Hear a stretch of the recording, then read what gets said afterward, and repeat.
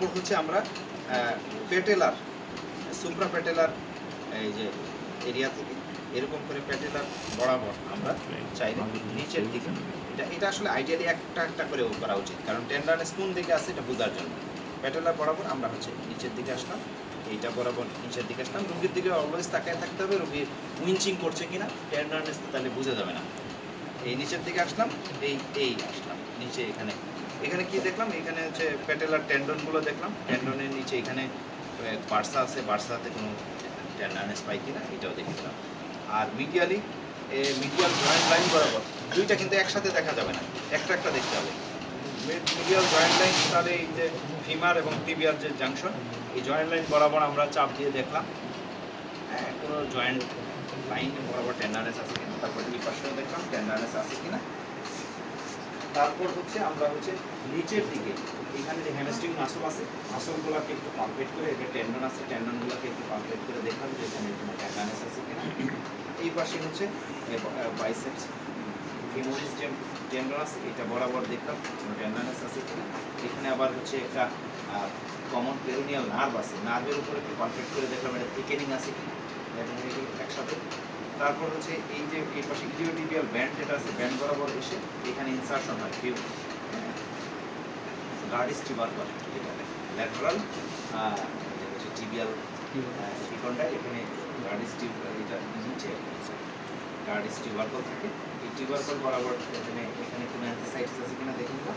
আর এই পাশে হচ্ছে যে সার্ডোরিয়াস গ্রেসিলিস এবং হচ্ছে সেমিটেন্ডিনোসাস যেখানে ইনসারশন হয়, এটাকে বলে প্যান অ্যানসেরিন। প্যান অ্যানসেরিন তিনটা টেন্ডন একসাথে ইনসারশন হয় এই বরাবর। এটা হচ্ছে প্যান অ্যানসেরিনটা থাকে হচ্ছে সাধারণত জয়েন্ট লাইন থেকে 5 centimetre below at the level of tibial tuberosity. তাহলে এই বরাবর এখানে চাপ দিয়ে দেখে নিলাম কোনো টেন্ডারনেস আছে কিনা, এবং এইটার নিচেই থাকে কিন্তু বার্সা। তাহলে এটা অ্যান্থোসাইটিস না বার্সাইটিস এটা ডিফারেন্সিয়েট করা কঠিন। তারপর কোনো টেন্ডারনেস আছে কিনা আমরা একটা বুঝতে পারবো এখানে চাপ দিলে, এইটা একটা দেখে নিলাম। এখানে অনেকগুলো বার্সা বা আরও সবগুলো বার্সা দেখতে গেলে প্রি পেটেলার, পেটেলার উপরে যে বার্সা থাকে স্কিন এবং পেটেলার মাঝখানে এটা প্রি পেটেলার বার্সা। আর হচ্ছে এই পেটেলার নিচে এই যে ইনফ্রা পেটেলার কিছু বার্সা আছে, এটা হচ্ছে সুপারফিশিয়াল এবং এটা হচ্ছে ডিপ। এগুলো সুপারফিশিয়াল এবং ডিপ, এখানেও বার্সাইটিস দেখা। আমরা তো শুরুতে যখন টেন্ডারনেস দেখে নিয়েছি তখন একসাথে দেখা হয়ে গেছে, আপনার ফেরত এসে দেখার দরকার নাই। সেক্ষেত্রে একটু মনে মনে খেয়াল রাখলে এখানে টেন্ডারনেস থাকলে এখানে পেটেলার টেন্ডন থেকে হতে পারে, বার্সা থেকেও হতে পারে। আমরা পিছনে দেখি এখানেও বার্সা আছে, এটা খেয়াল রাখা। আর পিছনে আমরা বেকার সিস্টেম ওই যে জায়গাটা এখানে একটু পালপেট করে নেব, বেকার সিস্টেম ওখানে কোনো টেন্ডারনেস আছে কিনা, বার্সাইটিস হয়ে ওখানে বা ইনফেকশন হয়েও দেখা হতে পারে। এইটা দেখে নিলাম টেন্ডারনেস। তারপর হচ্ছে এটার সাথে কম্পেয়ার করে ফেলতে পারলে ভালো, আমাদের সময় থাকলে আমরা সবগুলা একই স্টেপ কম্পেয়ার করে নিই। তো সময় কম, তো ওই জন্য মানে শর্টকাটে তাড়াতাড়ি একটাতেই করি আমরা। পরীক্ষায় সময় কম থাকে, আসলে দুইটা কমপ্লিট করা কঠিন, এই যে 5 মিনিটের ভিতরে। তারপরে হচ্ছে আমরা টেন্ডারনেস মোটামুটি দেখা হয়ে গেল। এইবার হচ্ছে মুভমেন্ট দেখব, পেসিভ মুভমেন্ট। পেসিভ মুভমেন্ট দেখতে গেলে আমরা সেই ক্ষেত্রে আবার হচ্ছে আপনারা একটু মুভ করে দেখতেছি, কোনো চাপ দিয়ে দেখবেন, এইটা এমন হচ্ছে সোজা করে দেখবেন। পেসিভ মুভমেন্ট খুব গুরুত্বপূর্ণ, কারণ হচ্ছে যদি মিনিমাম সাইনোভাইটিস থাকে, মানে খুব আর্লি আর্থ্রাইটিস হয়, তাহলে এক্সট্রিম অফ মুভমেন্টে দেখা যাবে যে রুগী ব্যথা উইচিং করতে পারে। কিন্তু ওখানে টেন্ডারনেস পাইনি, কিন্তু এই করতে যায় দেখা রুগী ব্যথা করতেছে। অল্প সাইনোভাইটিস থাকলে ওটা স্ট্রেচিং পেইন হয়, স্ট্রেচ করা যায়। তাহলে ওইটার ক্ষেত্রে আমরা মুভমেন্ট কম্পেয়ার করে দেখা উচিত, যাতে কারণ কম্পেয়ার না করলে তো বোঝা যাবে না যে আসলে এইটার রেস্ট্রিক্টেড। হ্যাঁ, হয়তো বা ওনার দুইটারই জয়েন্ট দুইটার রেস্ট্রিক্টেড থাকতে পারে। আইডিয়ালি তো গনিওমিটার দিয়ে মাপা উচিত, কিন্তু আমাদের পরীক্ষার সময় এতটা পসিবল হয় না গনিওমিটার দিয়ে, কিন্তু আমাদের রিউমাটোলজিতে আবার মাপতে হয় আর কি, খারাপ সাইজের মার্কেটে প্রোগ্রাম। তাহলে বেসিক মুভমেন্ট শুধু ফ্লেকশন এক্সটেনশন করলেই হবে, যে রোটেশনের যে অল্প একটু মুভমেন্ট আছে এগুলা আপাতত রাখবে না, স্পেশাল। আরেকটা আছে পালস। পালস আমাদের মেন্সের বইয়ে যদিও লেখা আছে ডিজিটাল পালস দেখার জন্য, আর্টেরিয়াল ডরসাল স্পেডিস এবং পোস্টেরিয়র টিবিয়াল, যদি এগুলো ভালো থাকে তাহলে পপলেরিয়াল ইনটেক আছে, এটা বোঝা যাবে। আর এখন মনে হয় আপনাদের ম্যাকলিওরে মনে হয় বা স্যাররাও পছন্দ করে যে পপলেরিয়ালটা দেখে নেওয়া, আর সেক্ষেত্রে কমপ্লিটিয়াল দেখে নিতে পারেন। হ্যাঁ, আমাদের আজকে ফিনান্সে দেখুন যে ব্যাপারটা লেখা যে আর্টারিয়াল ডরসালিস পেডিস দেখে নেওয়ার জন্য তাহলে আমরা একটু এখানে দেখে নিলাম যে পালস আছে কিনা, এটা তো জানি এটা আমরা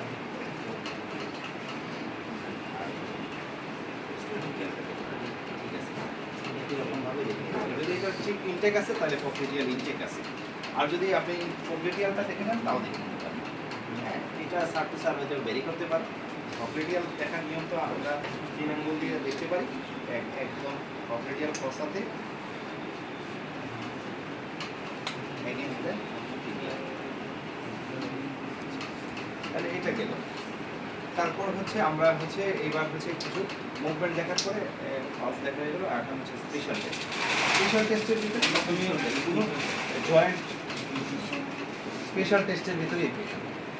এখন স্পেশাল টেস্টের ভিতরে এক হচ্ছে আমরা দেখবো কোনো ইকুয়েশন আছে কিনা, আর স্ট্যাবিলিটিগুলো ঠিক আছে কিনা, লিগামেন্টের কোনো লিগামেন্ট এবং মেনিসকাইগুলো একদম স্পেশালি।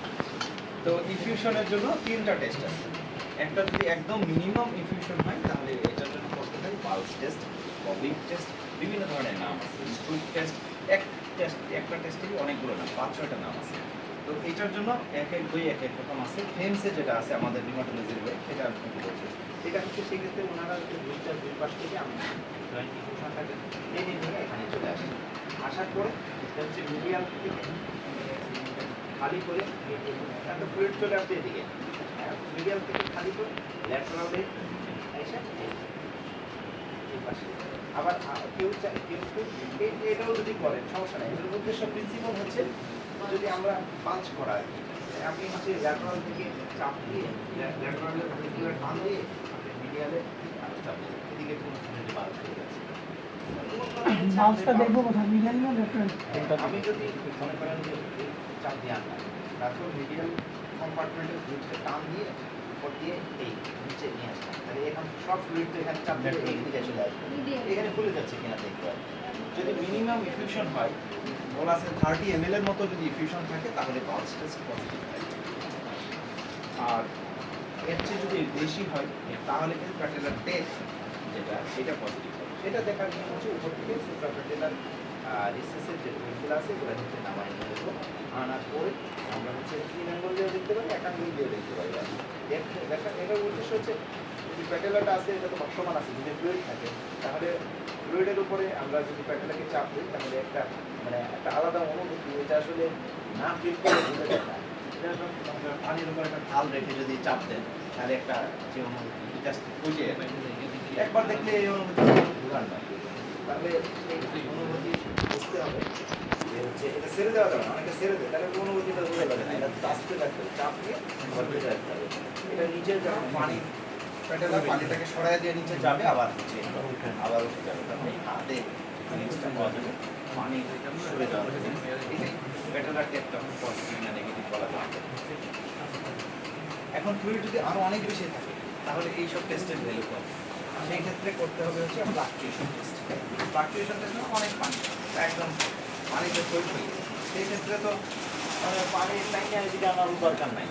সেই ক্ষেত্রে আমরা যদি 3টা আঙ্গুল 4 জায়গায় বসে, যে আগে যেরকম অনেক আমরা সার্জারিতে ফ্লাকচুয়েশন টেস্ট করছি এরকমই আর কি।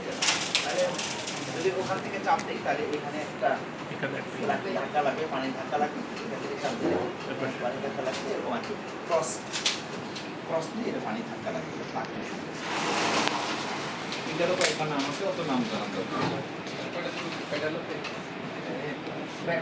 পানিতে ফ্লুইডে দেখা যায় যে পানি ধাক্কা দিবে। আচ্ছা ঠিক আছে, তাহলে এরপরে গেল এই যে ইফিউশন আছে না নাই এটা বোঝা গেল। এরপরে আমরা হচ্ছে করব হচ্ছে স্ট্যাবিলিটি দেখার জন্য প্রথমে আমরা হচ্ছে মিডিয়াল এবং ল্যাটারাল কোলেটারাল লিগামেন্টের স্ট্যাবিলিটি দেখার জন্য টেস্ট করব। এটা অনেকগুলো টেস্ট আছে, অনেকগুলো আছে, অতগুলো আমরা সব ব্লু দুইটা টেস্ট নব ব্লু একটা হচ্ছে একটু সুযোগ সেই ক্ষেত্রে আচ্ছা ঠিক আছে। সেক্ষেত্রে আমরা হচ্ছে যদি এরকম করে ধরি, এটাকে বলা আছে 30 ডিগ্রি ফ্লেক্স করে করার জন্য, মানে ফ্লেক্স ছাড়া এক্সটেনশন অবস্থায় দেখার এবং ফ্লেক্স করেও দেখার কথা বলা আছে। আপনাদের লেভেলে দুইটার ইন্টারপ্রিটেশন বুঝে মনে রাখার খুব কঠিন।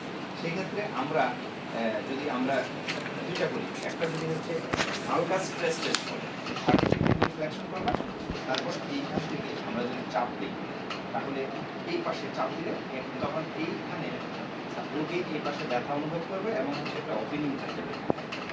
বইয়ে যেটা লেখা আছে যে ওপেনিং থাকে, বলেন এই নেকগুলোকে এটা এটা বোঝা যাবে আসলে সরে যাবে আসলে।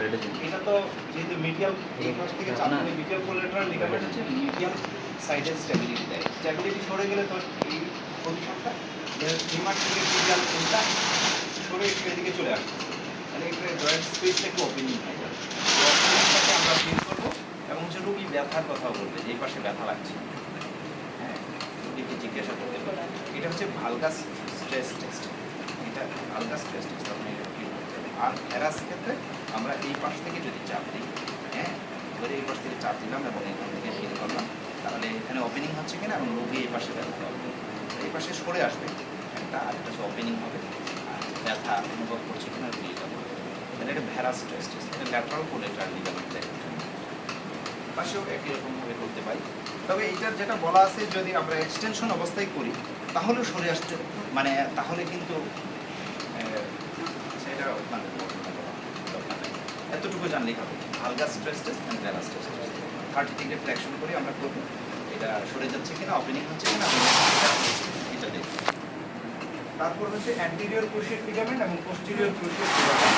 এরা সাধারণত অ্যান্টিরিয়র এবং পোস্টেরিয়র ডিসপ্লেসমেন্ট ডিপেন্ড করে। অ্যান্টিরিয়র ক্রুশিয়েট লিগামেন্ট দেখার জন্য যেটা কমনলি করা হয় এটা হচ্ছে অ্যান্টিরিয়র ড্রয়ার টেস্ট। এটা দেখার নিয়ম হচ্ছে প্রথমে আমরা এটাকে 90 ডিগ্রি ফ্লেক্স করব আর হিপে হচ্ছে 45 ডিগ্রি ফ্লেক্স।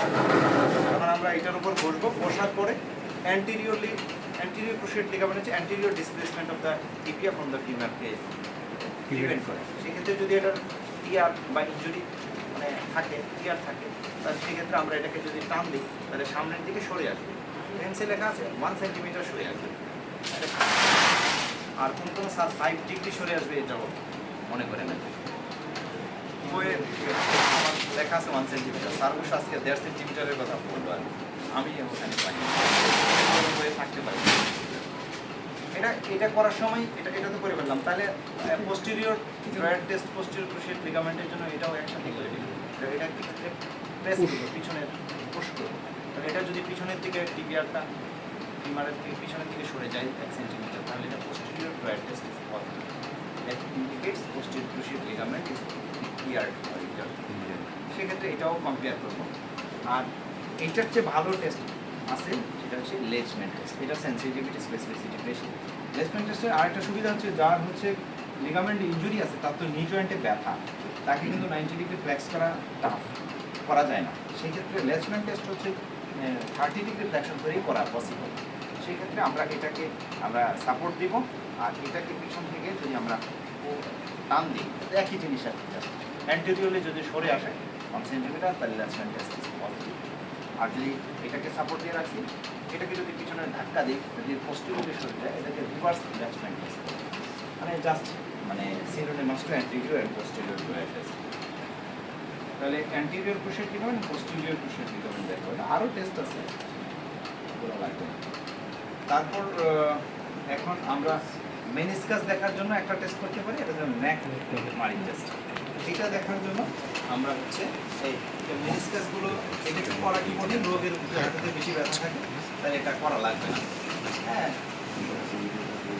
জয়েন্ট যদি আমরা আর্থ্রাইটিস বা টেন্ডার তাহলে এটা করা লাগবে না, 30 বছর জয়েন্ট স্ট্যান্ডার্ড।